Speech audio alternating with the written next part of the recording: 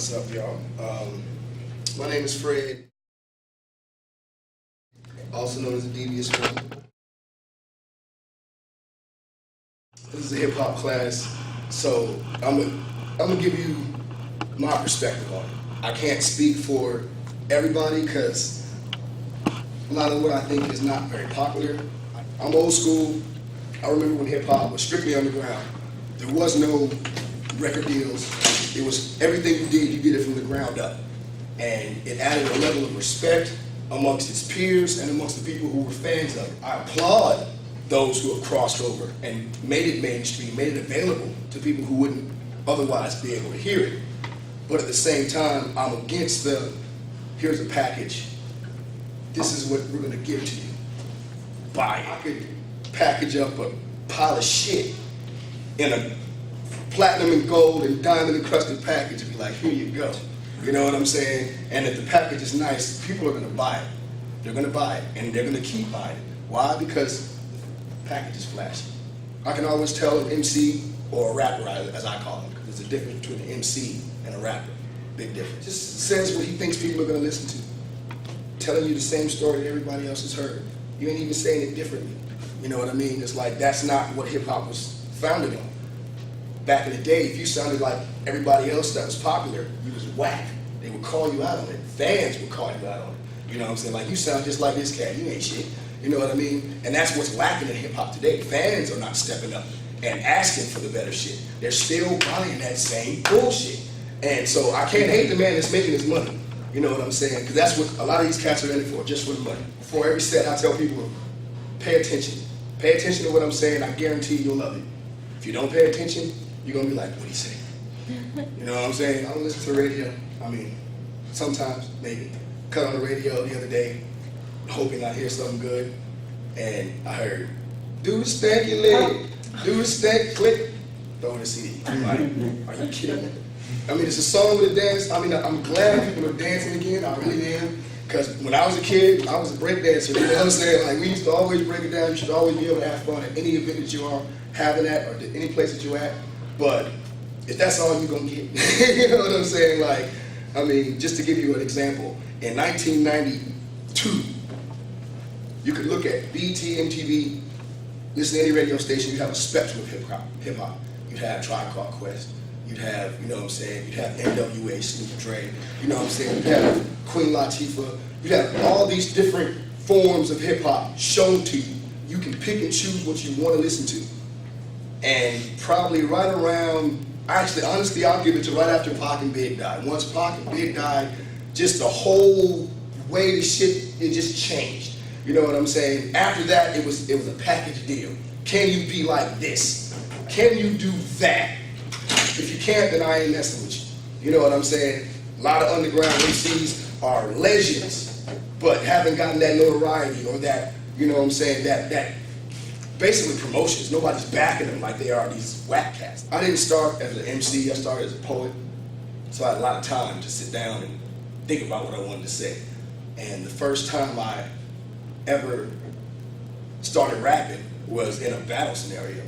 I was my freshman year out here, back in and I was a fan. And a bunch of my friends, they all rapped, you know what I'm saying? I didn't rap, didn't think I could do it. Even though my best friend at the time was like, man, Fred, you should rap, dog. You got a voice for it, you can do this. And I'm like, whatever, dog. I'm sticking to writing these songs, you know what I mean? But a friend of a friend, you know what I'm saying, one of the extra cats, you know what I'm saying, came to one of the homeboys. He was there one day, and they was doing a little freestyle session, and my homeboy, Bobby, he was the oldest guy, he was like the big brother. He was like, man, I bet Fred could rap better than you, to put into perspective how whack this guy was. And I'm like, man, shut the fuck up. You know what I'm saying? So dude spit like 16 bars, talking about my clothes, talking about this, talking about that. You know what I'm saying? And I'm like, you know, ha ha ha ha ha, you know what I'm saying? Jokes over, y'all motherfuckers know I don't rap, leave me alone. Bobby walked in, man, I know you ain't gonna let him do me like that. Your house, dog. You gotta say something. You know what I'm saying? So threw on the beat, and the beat was damn. 1, 2, 3, most definitely that beat, it was that beat. And I tore that dude's asshole to pieces. You know what I mean? And everybody was like, I thought you said you ain't rap. I said, I don't, man. You know, I'm sweating right now. You know what I'm saying? You don't know how much pressure that just did. But from that day on, next day, I'm like, all right, I'm writing something, and I'm like, how am I going to say it? I'm in the mirror with a brush in my hand. You know, like, yeah, straight up. You know what I mean? I was doing that shit like every day for like 3-4 months until I realized I'm becoming, you know, an MC. This is what an MC does. You know, all the cats that I used to remember in high school always had notebooks with them. Just every time you see them in a regular setting in the corner, just sitting there, just writing. I'm like, cuz, how many papers do you got in a week? Damn. You know what I'm saying? Like, we in high school, I ain't never seen you doing no math, you know. But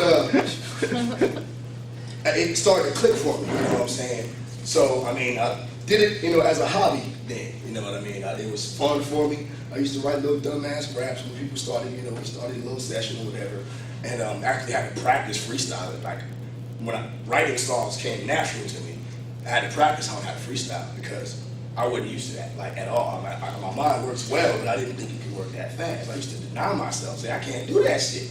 But put in the situation, I kept getting pushed into situations, pushed into battles. Came to a point where I was like, when I was practicing my freestyle, every time me and my homeboy D went to a party, we were looking for somebody to battle. Like, every time, well, they're rapping with it, let's go over there. And we would get into a battle.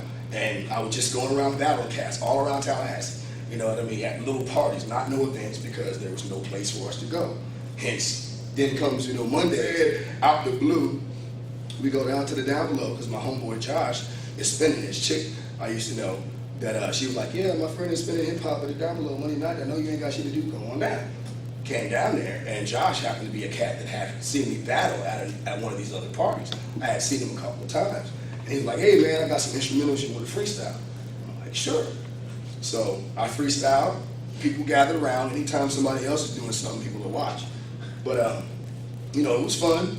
Next week, sitting out there smoking a cigarette, somebody comes, hey man, is this the place where the guys was rapping last week? I'm like, I mean, it wasn't no guys, but it was me. You know, I was the only one up there, but yeah, sure. Are you gonna do it again? I'm like, maybe. Because it never came up.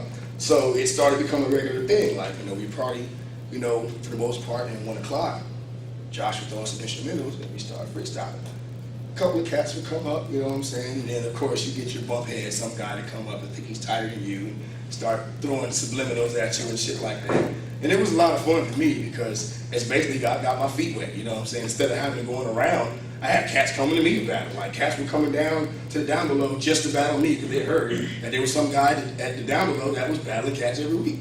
And it was very sloppy on the business tip, but as a fan of hip hop and somebody who raps, it was a blast. You know what I'm saying? I had a lot of fun, and it kept my mind sharp. I mean, I was in a frenzy when it comes to writing songs and all of that good shit, because every day I was thinking of new shit. Every day I was thinking of new rhymes, every day, you know, because I wanted to be ready on Monday, you know. And then in the midst of all that is when I wrote American Dream. I had made the beat for it like months before, you know, like when I wasn't even thinking about it. Just made the beat. I'd try to make a bundle of beats just to throw on in case we need to start freestyling. That's how I make beats. I'm not a producer, I make beats. People are starting to argue with me about that now because they like my beats. But anyway, my beats are for me, my camp, and people that I fuck with. I don't try to sell them because I wouldn't know how to get into that shit. That's not my angle, you know what I'm saying? But at the same time, it's something that's just a necessary evil. I have to do it now. You know what I mean? Like, I have to do it now. If I stop making beats tomorrow, I'm gonna have people mad at me. So I gotta keep making beats. But we took the down below and started organizing it. Maniac came down and he brought like, what, I think DJ Seven was out there with you one day. Twice, we did a showcase. That was the culmination to me. We had 2 points on Mondays where I was like, all right, we have something here. And that was the 1 year anniversary. We had all the groups that had been coming up, all the cats that we all messed with. We did one big show. And a lot of people came out, a lot of people enjoyed it. We had it on DVD. You know what I'm saying? People love watching it. And we was like, all right, this is something special. And then we had a DJ showcase where we didn't even rap that night. We just had like 7 DJs. We had like 4 turntables set up, and DJs were just spinning all night. And I mean, it was crazy. I mean, it was so crazy. I'm like, man, it was fun. If we could organize this like this, we could have something good.